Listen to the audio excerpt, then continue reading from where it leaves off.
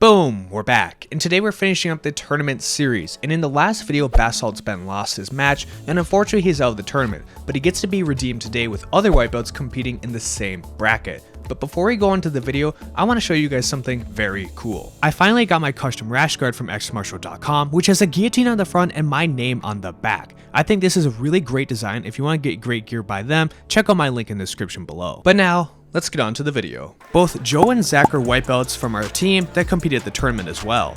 Zach was in the same bracket as Ben, and he was sort of happy that Ben lost because he didn't want to have to deal with that energy, but he also had to give vengeance for his fallen teammate. His opponent shot in when Zach had control over him, so Zach was able to hit a sprawl and land to the front head.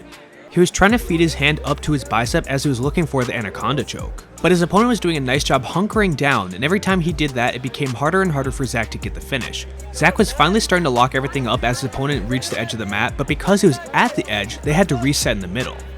Also, since no points were scored, they were reset from the standing position. Now every tournament is a little bit different, but it was a little bit odd to me that even though he was in a submission attempt and he was able to flee the mat, that he didn't get disqualified. At most tournaments, if you try and flee while in a submission, you will be disqualified because fleeing the mat does not count as defense to the submission.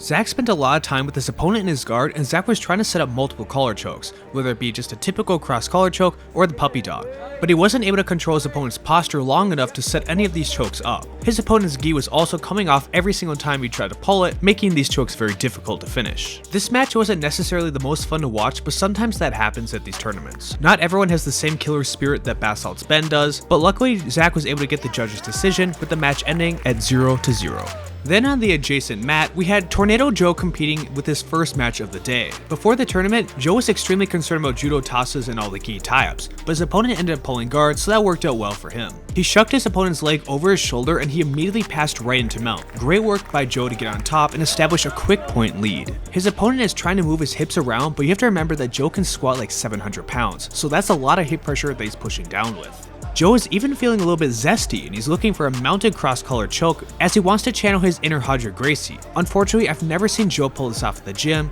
and it's not going to happen in the tournament either. The more unfortunate part is that Zach was competing at the very same time, and I only had one camera. So quick, here's Zach getting a head and arm choke, and then he's getting his hand raised. Meanwhile, Joe continued to control his opponent and destroy him from top mount until he was able to get the victory.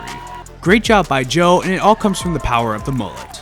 Now Zach is going into round 3. He's had 2 victories already, and he only needed 2 more victories to get the gold medal. Zach's offensive wrestling isn't his strongest point, but he knows that, so he's trying to bait his opponent into going for a shot so he can counter. Zach brings his arm up, giving his opponent an entry, but it ends up working out for him because he's able to snap him down into the front head. He also did a good job keeping his hips just far enough away so even if his opponent tried to reshoot, he wouldn't be able to catch his legs. Zach managed to wrap up an anaconda choke over his opponent, and he was trying to pull him down towards the mat.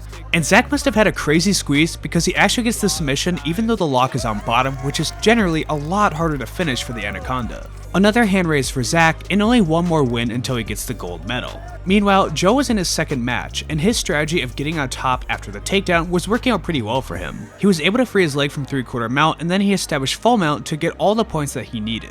And it looks like he's been copying me a little bit because once he had mount, he tried to sit on top as long as he could. But he made a small blunder and his opponent was able to roll towards his side. With enough rolling, he was able to get on top of Joe, and now he had the advantage. Joe even surprised me by channeling a little bit of his inner Brock Larson by going towards the deep half. He eventually got his opponent to go over his shoulder and he's going out the back door until they had to reset. They had a great scramble as they were allowed to start in the same position, and Joe was able to get back on top, finishing his sweep this time. I'm not really sure why some refs allowed them to restart in the same position while others made them restart from standing, but it worked out well for Joe, so I like that. Joe put on a clinic over his opponent, dominating him from top, going from one position to the next, scoring at will and making this an easy victory for Joe. His third match went a little differently. He got a great trip from the gi tie-up to get the first takedown and establish some points. Then he was working relentlessly to pass the guard. And he got all the way to north-south at the edge of the mat until they had to restart in the middle, but at least he was allowed to restart in that same position. His opponent, however, was able to catch his arm with his legs, and as he did that, he quickly transitioned into a triangle. Joe couldn't keep control of their foot, so the legs went around his shoulder way too easily, and he started setting up an armbar. He rolled through with the armbar until he was able to get the submission and make Joe tap. It's an unfortunate ending for Joe, but he still gets nice to compete for the bronze medal. But Joe's opponent was not going to make it easy for him to win that bronze medal. Both men are pushing hard into each other to get the first takedown until his opponent tries to pull guard. Joe wanted nothing to do with guard pulling, however, especially after that last match when he got submitted from the guard. Then with a huge turn of events, Joe went for another nice trip, and he ended up injuring his opponent's arm. Now I'm glad that his opponent didn't have a big injury, but I'm even happier that Joe was able to get another finish and he went 3-1 for the day so he could get a bronze medal. Congrats to Joe. Now I would love to tell you I have footage for Zach, but unfortunately I recorded it on an iPhone, and the iPhone sucks because it always gets corrupted footage. So instead, here's a reenactment of it. Zach had his back controlled by another man. He was also controlled on top by the same man. You can probably find a video like that on your favorite adult website, and that's about how the match went. I do have a picture, however, of him with the silver medal, so congrats to Zach. If you appreciate that video, please make sure to like, comment, subscribe, and thanks for watching my tournament series.